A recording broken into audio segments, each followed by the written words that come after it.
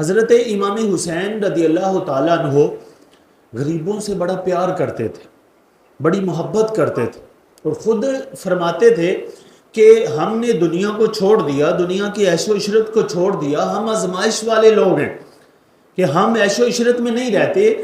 اور آگے کیا پیاری بات فرمائی، کہا کہ ہم نے اپنی خواہشیں تمنائیں مٹا دی، اب لوگوں کی خواہشیں تمنائیں پوری کرنے میں اپنی زندگی کو وقف کر دیا۔ ایک دن حضرت امام حسین رضی اللہ تعالیٰ عنہ کی زوجہ محترمہ نے آپ کو پیغام بھیجا، عالی جناب، میں نے آپ کے لیے کھانا تیار کیا ہے اور خوشبو تیار کی ہے، جو آپ کے لائق ہو اسے اپنے ساتھ لے آئے۔ حضرت امام حسین گئے، مسجد میں تشریف لے گئے، وہاں جو غریب تھے، مسکین تھے، فقراء تھے، ان کو جمع کیا اور بلایا اور کہا آؤ میرے ساتھ، اور اپنے گھر تشریف لے آئے اور اپنے گھر میں مسکینوں کو بھی ساتھ ہی لایا، اور پھر آ کر اپنی زوجہ کو کہا کہ تجھے قسم ہے کہ آج تو کوئی بھی کھانا بچا کر نہیں رکھے گی، خوشبو بچا کر نہیں رکھے گی،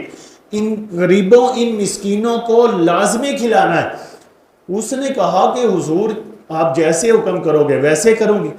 حضرت امام حسین نے ان کو کھانا بھی کھلایا، ان کو خوشبو بھی لگائی اور ان کو کپڑے بھی دیے،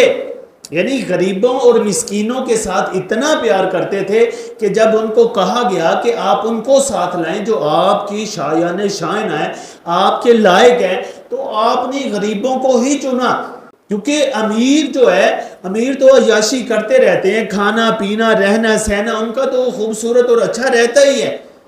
تو حضرت امام حسین نے ان لوگوں کو چنا جن کا دنیا میں کم ہی کوئی خیر خواہ ہوتا ہے، وہ جس کا کوئی نہیں ہوتا اسی کا ہی خیر خواہ بننا چاہیے۔